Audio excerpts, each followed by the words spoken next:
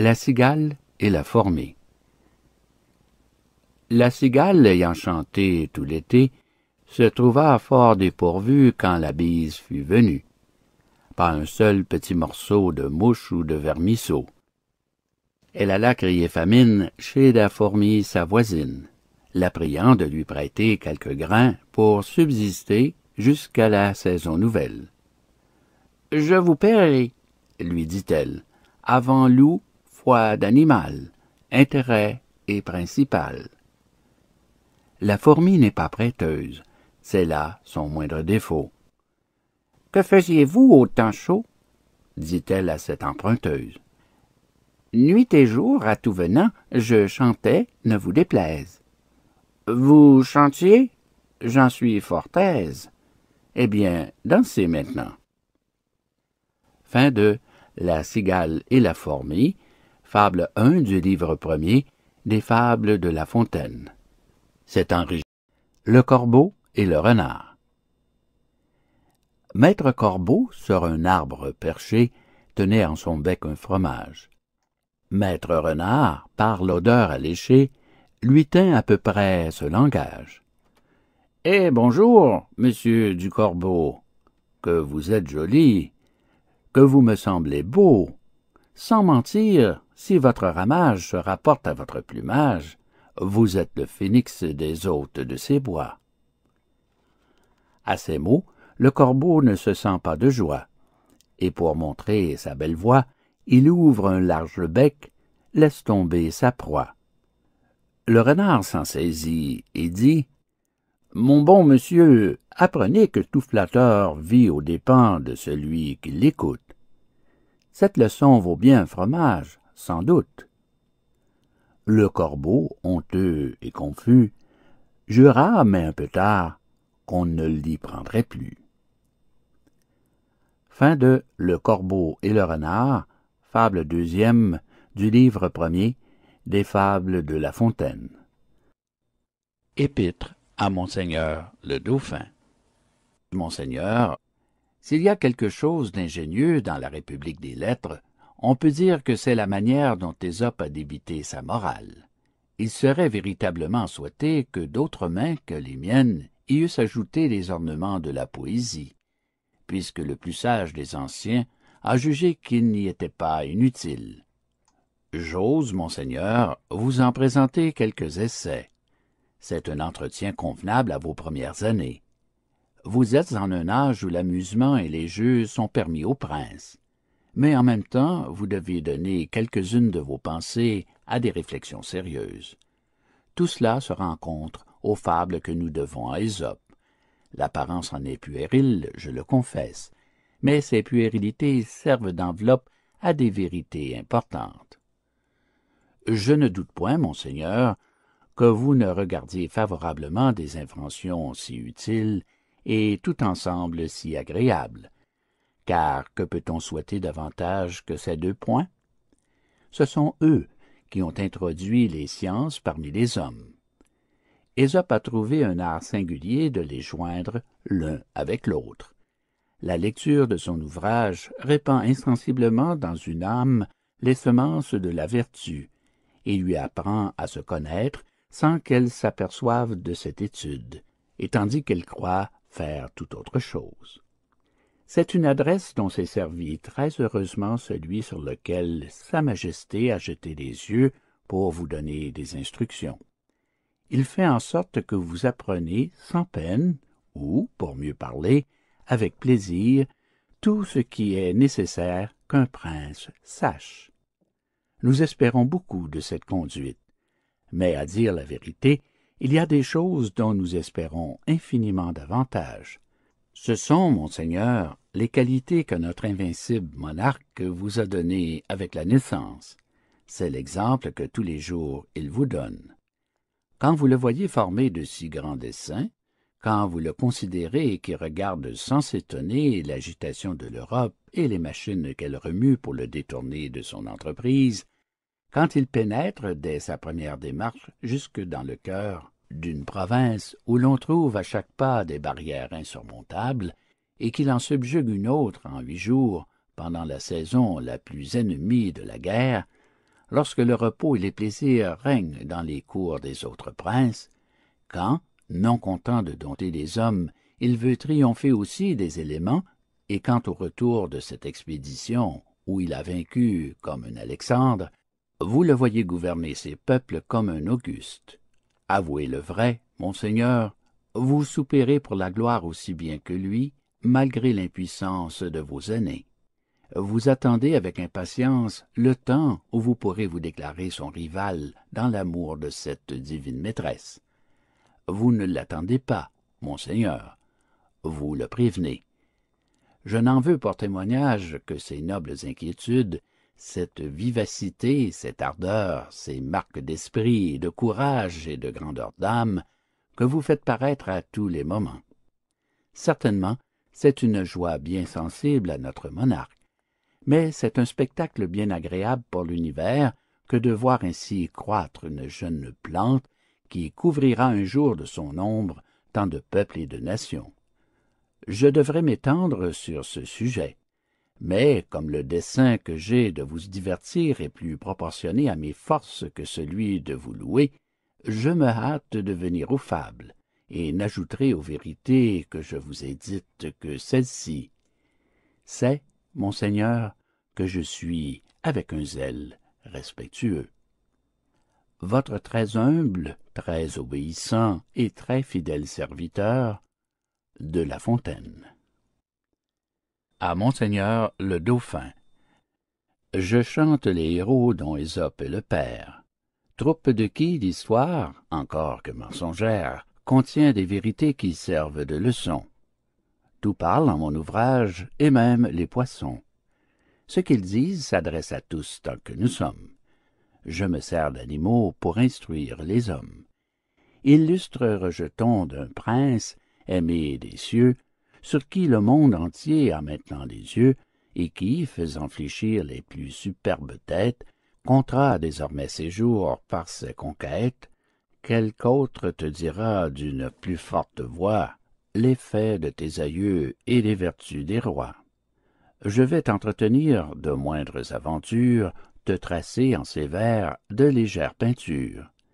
Et si de t'agréer je n'emporte le prix, j'aurai du moins l'honneur de l'avoir entrepris. Fin de À Monseigneur le Dauphin, des fables de La Fontaine. La grenouille qui veut se faire aussi grosse que le bœuf. Une grenouille vit un bœuf qui lui sembla de belle taille. Elle, qui n'était pas grosse en tout comme un œuf, envieuse, s'étend et s'enfle et se travaille pour égaler l'animal en grosseur, disant « Regardez bien, ma sœur, est-ce assez? Dites-moi, n'y suis-je point encore? Nenni. M'y voici donc? Point du tout. M'y voilà? Vous n'en approchez point. » La chétive pécore s'enfla si bien qu'elle creva. Le monde est plein de gens qui ne sont pas plus sages. Tout bourgeois veut bâtir comme les grands seigneurs. Tout petit prince a des ambassadeurs. Tout marquis veut avoir des pages. Fin de La grenouille qui se veut faire aussi grosse que le bœuf. Fable troisième du livre premier des Fables de La Fontaine. Les deux mulets. Fable 4 du livre premier des Fables de Jean de La Fontaine. Un enregistrement de Jean Lambert pour LibriVox.org. Les deux mulets. Deux mulets cheminaient, l'un d'avoine chargé, l'autre portant l'argent de la gabelle. Celui-ci, glorieux d'une charge si belle, n'eût voulu pour beaucoup en être soulagé. Il marchait d'un pas relevé et faisait sonner sa sonnette. Quand l'ennemi se présentant, comme il en voulait à l'argent, sur le mulet du fisc une troupe se jette, le saisit au frein et l'arrête. Le mulet, en se défendant, se sent percé de coups. Il gémit, il soupire. « Est-ce donc là, dit-il, ce qu'on m'avait promis? Ce mulet qui me suit du danger se retire, et moi j'y tombe, et je péris. » « Ami, » lui dit son camarade, « il n'est pas toujours bon d'avoir un haut emploi. Et si tu n'avais servi qu'un meunier comme moi, tu ne serais pas si malade. » Fin de Les Deux Mulets, fable quatrième du livre premier des Fables de La Fontaine. Le loup et le chien. Un loup n'avait que les os et la peau, tant les chiens faisaient bonne garde. Ce loup rencontre un dogue aussi puissant que beau, gras, poli, qui s'était fourvoyé par mégarde. L'attaquer, le mettre en quartier, Sire Loup l'eût fait volontiers. Mais il fallait livrer bataille, et le mâtin était de taille à se défendre hardiment. Le loup donc l'aborde humblement, entre en propos et lui fait compliment sur son embonpoint qu'il admire. « Il ne tiendra qu'à vous, beau sire, d'être aussi gras que moi, » lui répartit le chien. « Quittez les bois, vous ferez bien. Vos pareils y sont misérables, cancres, hères et pauvres diables, dont la condition est de mourir de faim. Car quoi, rien d'assuré, point de franche lippée, tout à la pointe de l'épée. Suivez-moi, vous aurez un bien meilleur destin. » Le loup reprit. « Que me faudra-t-il faire? »« Presque rien, » dit le chien. « Donnez la chasse aux gens portant bâton et mendiants. Flattez ceux du logis à son maître complaire. Moyennant quoi votre salaire sera force relief de toutes les façons. Os de poulet, os de pigeon, sans parler de maintes caresses. » Le loup déjà se forge une félicité qui le fait pleurer de tendresse. Chemin faisant, il vit le cou du chien pelé. « Qu'est-ce là? » lui dit-il. « Rien. »« Quoi rien? »« Peu de choses. »« Mais encore? »« Le collier dont je suis attaché, de ce que vous voyez, est peut-être la cause. »« Attaché? » dit le loup. « Vous ne courez donc pas où vous voulez? »« Pas toujours, mais qu'importe. »« Il importe si bien que de tous vos repas, je ne veux en aucune sorte, et ne voudrais pas même à ce prix un trésor. » Cela dit, Maître Loup s'enfuit et court encore.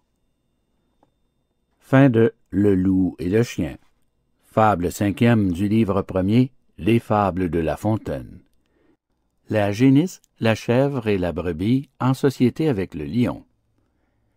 La génisse, la chèvre et leur sœur la brebis, avec un fier lion, seigneur du voisinage, firent société, dit-on, au temps jadis, et mirent en commun le gain et le dommage.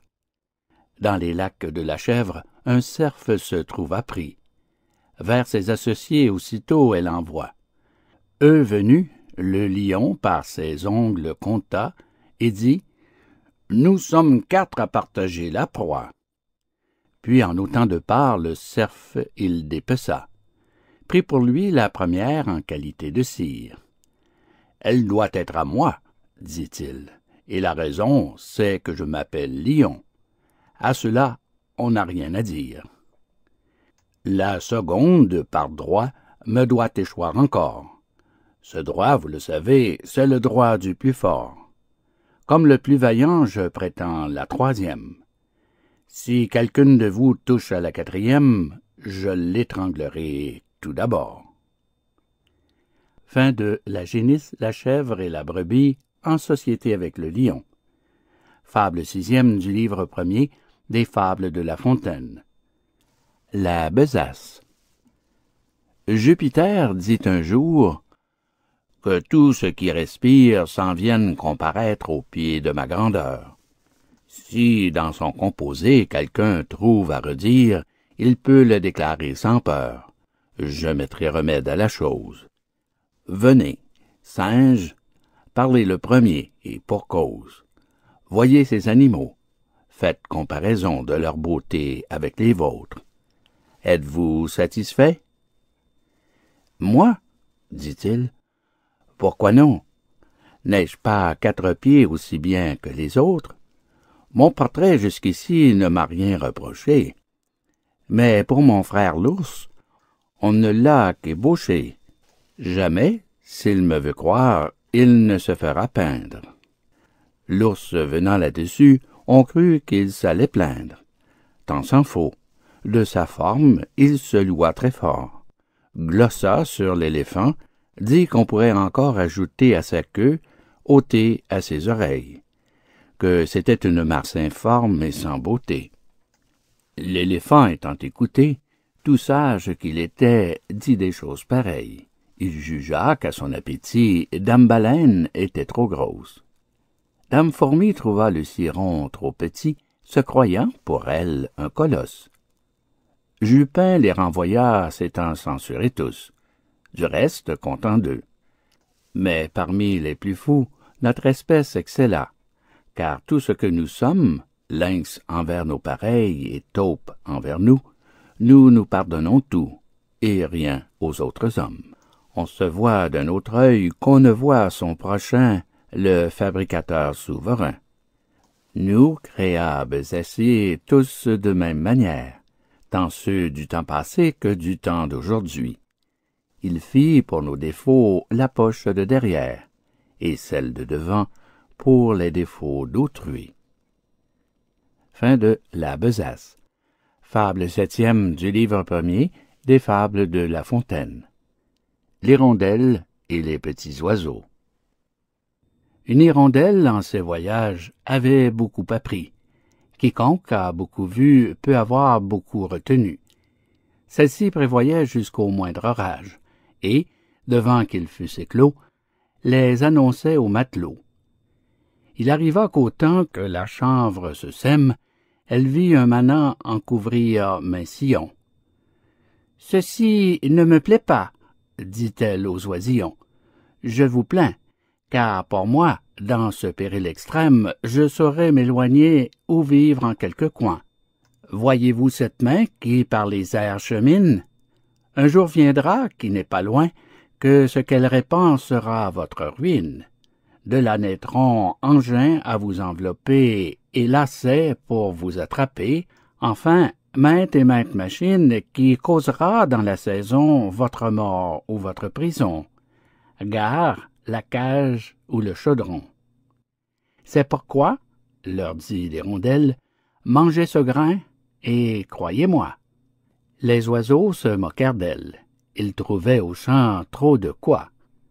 Quand la chenevière fut verte, l'hirondelle leur dit « Arrachez brin à brin ce qu'a produit ce maudit grain, ou soyez sûrs de votre perte. » Prophète de malheur, babillarde, dit-on. Le bel emploi que tu nous donnes. Il nous faudrait 1000 personnes pour éplucher tout ce canton.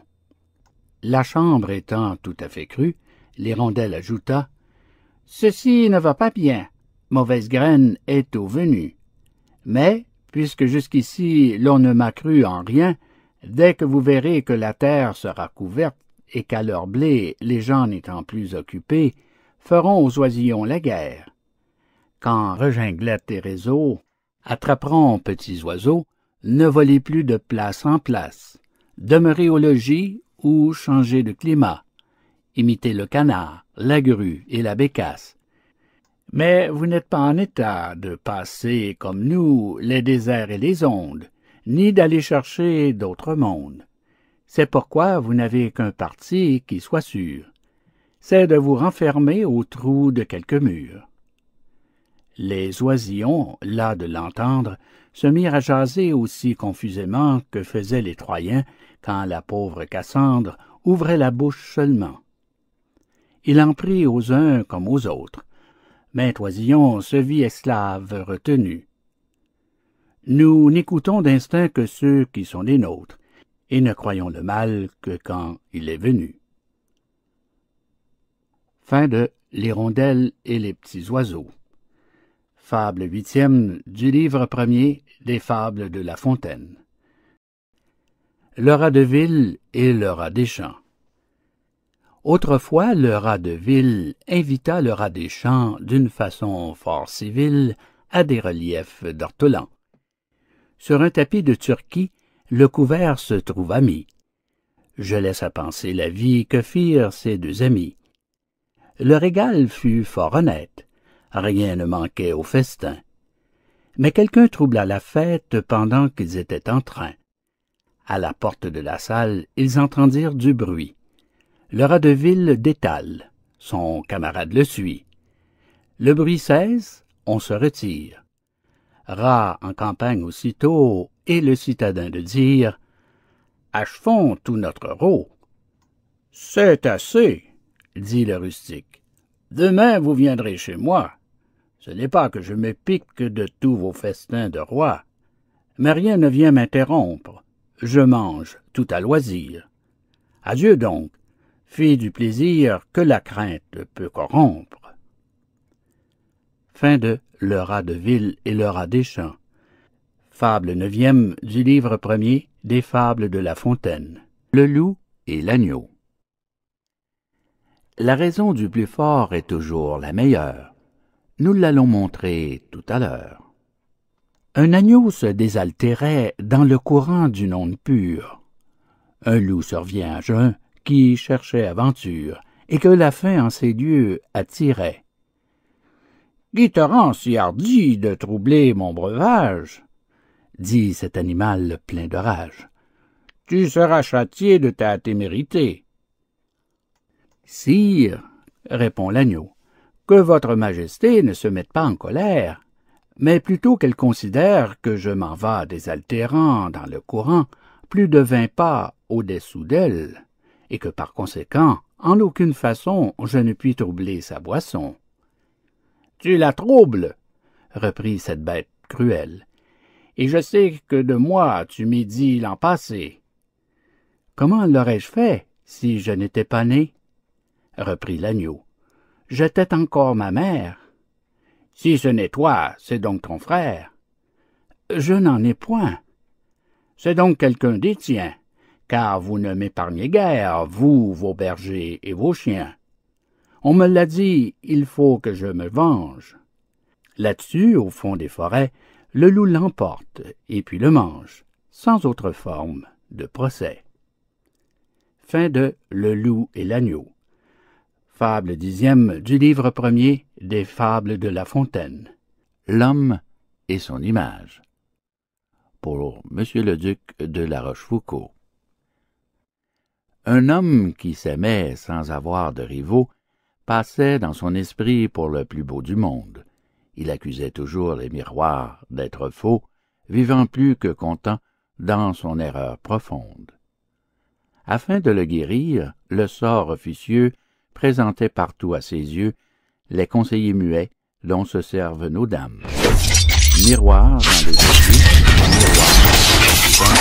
miroir aux poches des galants, miroir aux ceintures des femmes. Que fait notre Narcisse? Il se va confiner aux lieux les plus cachés qu'il peut s'imaginer, n'osant plus de miroir éprouver l'aventure. Mais un canal, formé par une source pure, se trouve en ces lieux écartés. Il s'y voit, il se fâche, et ses yeux irrités pensent apercevoir une chimère vaine. Il fait tout ce qu'il peut pour éviter cette eau. Mais quoi? Le canal est si beau qu'il ne le quitte qu'avec peine. On voit bien où je veux venir. Je parle à tous, et cette erreur extrême est un mal que chacun se plaît d'entretenir. Notre âme, c'est cet homme, amoureux de lui-même. Tant de miroirs, ce sont les sottises d'autrui. Miroirs, de nos défauts, les peintres légitimes. Et quant au canal, c'est celui, que chacun sait, le livre des maximes. Fin de L'homme et son image. Fable 11 du livre 1er des Fables de La Fontaine. Le dragon a plusieurs têtes et le dragon a plusieurs queues. Un envoyé du grand seigneur préférait, dit l'histoire un jour chez l'empereur, les forces de son maître à celles de l'Empire. Un Allemand se mit à dire « Notre prince a des dépendants qui, de leur chef, sont si puissants que chacun d'eux pourrait soudoyer une armée. » Le Chiaou, homme de sens, lui dit « Je sais par renommée ce que chaque électeur peut de monde fournir, et cela me fait souvenir d'une aventure étrange et qui pourtant est vraie. J'étais en un lieu sûr lorsque je vis passer les 100 têtes d'une hydre au travers d'une haie. Mon sang commence à se glacer, et je crois qu'à moins on s'effraie. Je n'en eus toutefois que la peur sans le mal. Jamais le corps de l'animal ne put venir vers moi, ni trouver d'ouverture. Je rêvais à cette aventure quand un autre dragon, qui n'avait qu'un seul chef, et bien plus d'une queue, à passer se présente. Me voilà saisi de rechef, d'étonnement et d'épouvante.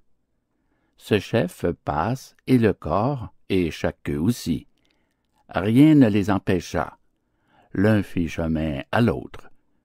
Je soutiens qu'il en est ainsi de votre empereur et du nôtre. Fin de Le dragon à plusieurs têtes et le dragon à plusieurs queues. Fable 12e du livre 1er des Fables de La Fontaine. Les voleurs et l'âne. Pour un âne enlevé, 2 voleurs se battaient. L'un voulait le garder, l'autre le voulait vendre. Tandis que coup de poing trottait et que nos champions songeaient à se défendre, arrive un 3e larron qui saisit maître Aliboron. L'âne, c'est quelquefois une pauvre province. Les voleurs sont tel et tel prince, comme le Transylvain, le Turc et le Hongrois. Au lieu de 2, j'en ai rencontré 3. Il est assez de cette marchandise. De nul d'eux n'est souvent la province conquise. Un quart voleur survient qui les accorde net en se saisissant du baudet. Fin de Les voleurs et l'âne. Fable 13e du livre 1er des Fables de La Fontaine. Simonide préservée par les dieux. On ne peut trop louer 3 sortes de personnes, les dieux, sa maîtresse et son roi.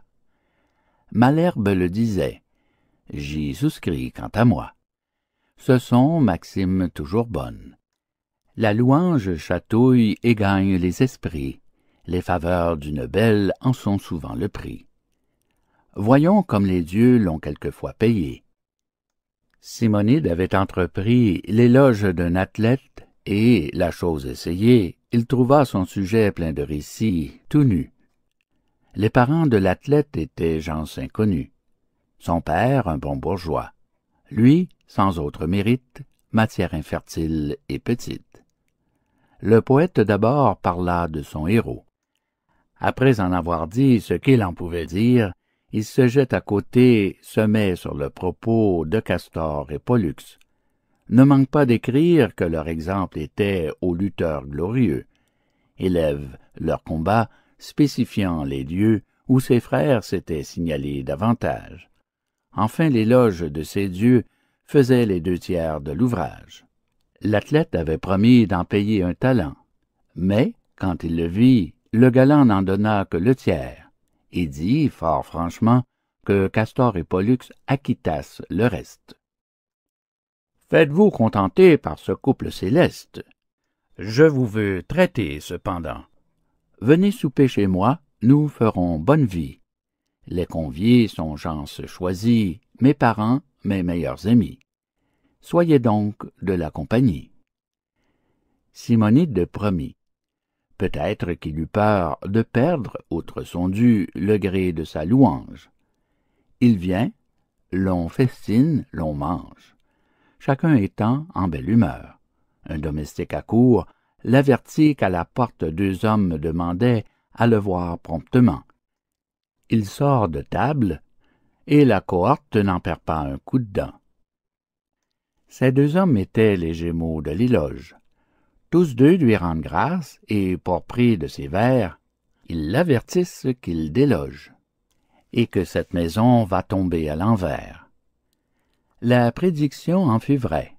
Un pilier manque, et le plafond, ne trouvant plus rien qui l'était, tombe sur le festin, brise plats et flacons, n'en fait pas moins aux échansons.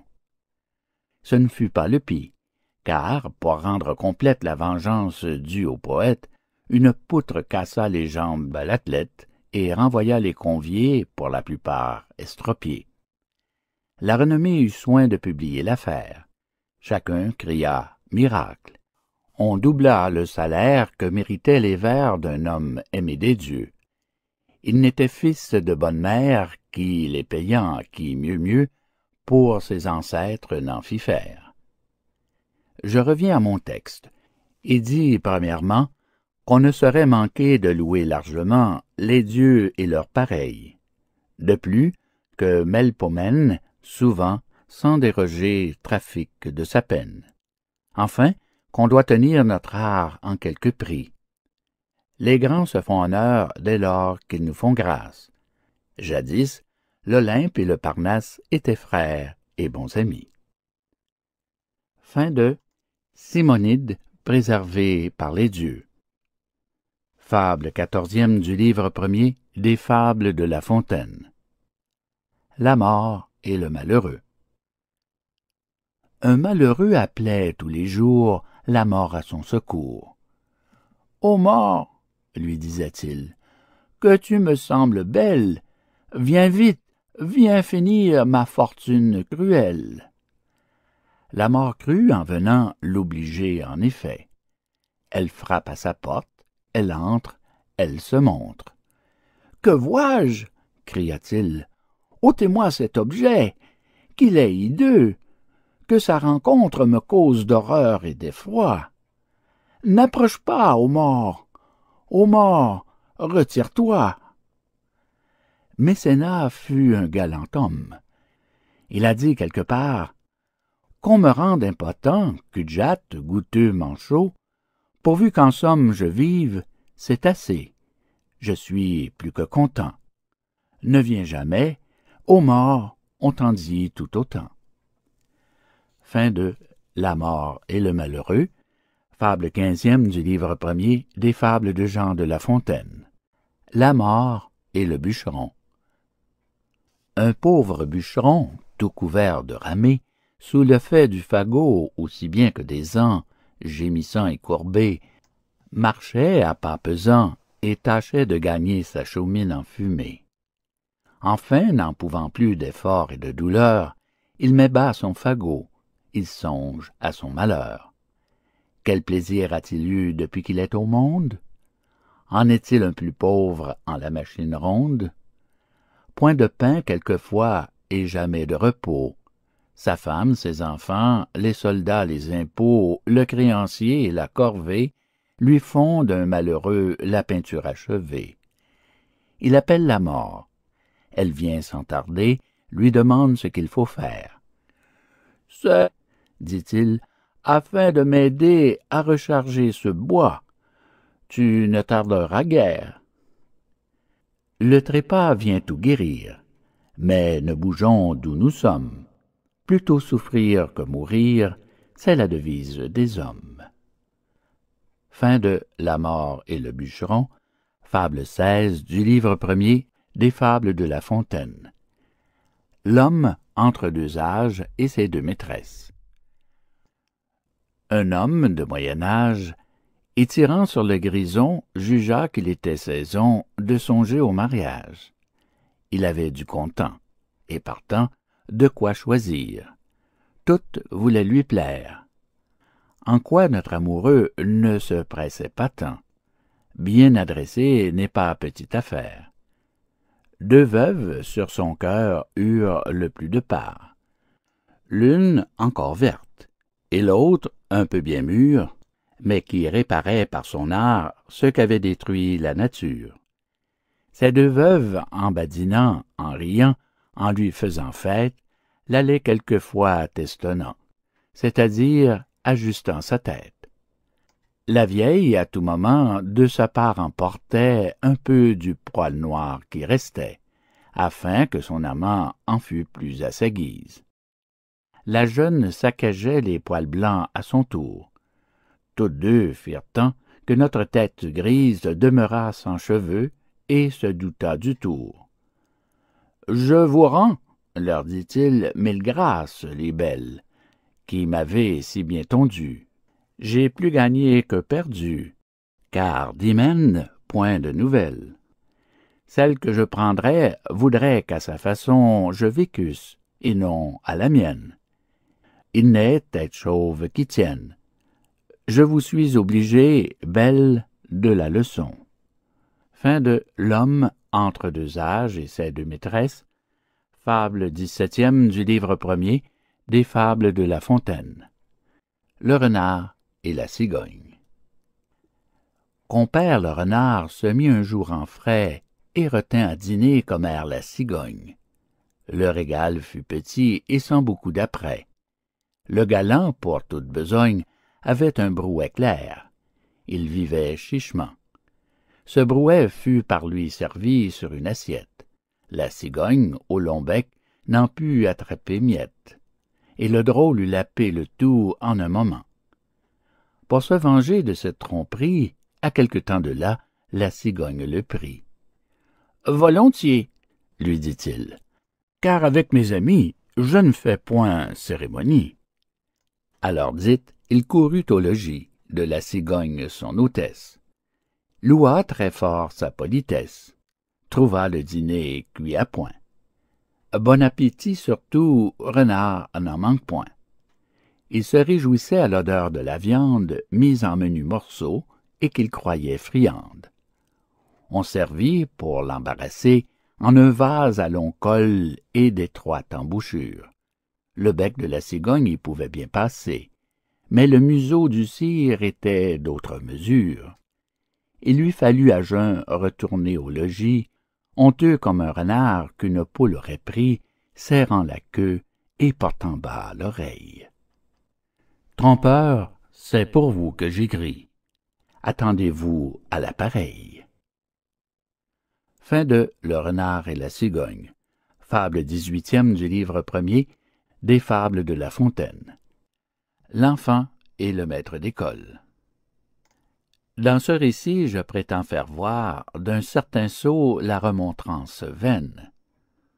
Un jeune enfant dans l'eau se laissa choir en badinant sur les bords de la Seine. Le ciel permit qu'un saule se trouva, dont le branchage, après Dieu, le sauva. S'étant pris, dis-je, aux branches de ce saule, par cet endroit passe un maître d'école, l'enfant lui crie « Au secours, je péris !» Le magister, se retournant, s'écrie, d'un ton fort grave à contretemps, s'avise de le tancer. « Ah, le petit babouin! Voyez, dit-il, où l'a mis sa sottise, et puis prenez de tels fripons le soin, que les parents sont malheureux qu'il faille toujours veiller à semblable canaille, qu'ils ont de maux, et que je plains leur sort. » Ayant tout dit, il mit l'enfant à bord. Je blâme ici plus de gens qu'on ne pense. Tout babillard, tout censeur, tout pédant se peut connaître au discours que j'avance. Chacun des trois fait un peuple fort grand. Le Créateur en a béni l'engeance. En toute affaire, ils ne font que songer aux moyens d'exercer leur langue. Eh, mon ami, tire-moi de danger, tu feras après ta harangue. Fin de L'enfant et le maître d'école. Fable 19e du livre premier des fables de La Fontaine. Le coq et la perle. Un jour, un coq détourna une perle qu'il donna au beau premier lapidaire. « Je la crois fine, dit-il, mais le moindre grain de mil serait bien mieux mon affaire. » Un ignorant hérita d'un manuscrit qu'il porta chez son voisin le libraire. « Je crois, disait-il, qu'il est bon, mais le moindre ducaton serait bien mieux mon affaire. » Fin de Le coq et la perle. Fable 20e du livre premier des fables de La Fontaine. Les frelons et les mouches à miel. À l'œuvre, on connaît l'artisan. Quelques rayons de miel sans maître se trouvèrent. Des frelons les réclamèrent. Des abeilles s'opposant, Devant certaines guêpes, on traduisit la cause. Il était malaisé de décider la chose. Les témoins déposaient qu'autour de ces rayons, des animaux ailés, bourdonnants, un peu longs, de couleur fort tannée, et tels que les abeilles, avaient longtemps paru. Mais quoi? Dans les frelons, ces enseignes étaient pareilles. La guêpe, ne sachant que dire à ces raisons, fit enquête nouvelle et, pour plus de lumière, entendit une fourmilière. Le point n'en put être éclairci. « De grâce, à quoi bon tout ceci? » dit une abeille fort prudente. « Depuis tantôt 6 mois que la cause est pendante, nous voici comme au premier jour. » Pendant cela, le miel se gâte. Il est temps désormais que le juge se hâte.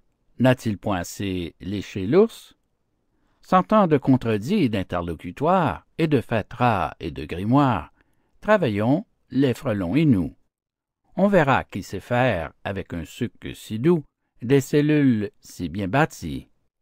Le refus des frelons fit voir que cet art passait leur savoir, et la guêpe adjugea le miel à leur partie.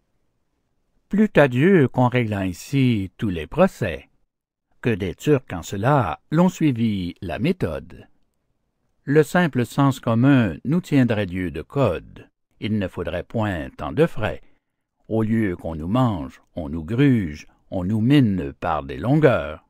On fait tant, à la fin, que l'huître est pour le juge, les écailles pour les plaideurs. Fin de Les frelons et les mouches à miel.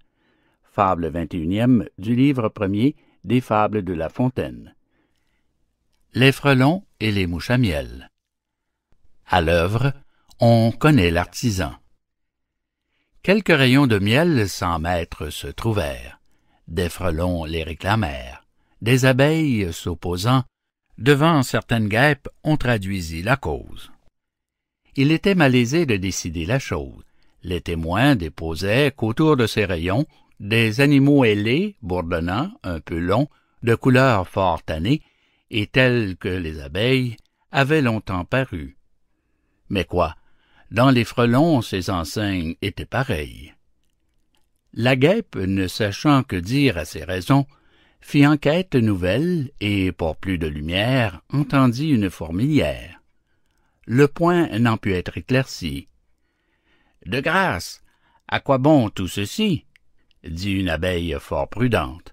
« Depuis tantôt 6 mois que la cause est pendante, nous voici comme au premier jour. » Pendant cela, le miel se gâte. Il est temps désormais que le juge se hâte. N'a-t-il point assez léché l'ours? Sans tant de contredits, d'interlocutoires, et de fatras et de grimoires, travaillons, les frelons et nous. On verra qui sait faire, avec un suc si doux, des cellules si bien bâties. Le refus des frelons fit voir que cet art passait leur savoir, et la guêpe adjugea le miel à leur partie. Plût à Dieu qu'on réglant ici tous les procès, que des Turcs en cela l'ont suivi la méthode. Le simple sens commun nous tiendrait Dieu de code, il ne faudrait point tant de frais. Au lieu qu'on nous mange, on nous gruge, on nous mine par des longueurs. On fait tant, à la fin, que l'huître est pour le juge, les écailles pour les plaideurs. Fin de Les frelons et les mouches à miel. Fable 21e du livre 1er des Fables de La Fontaine.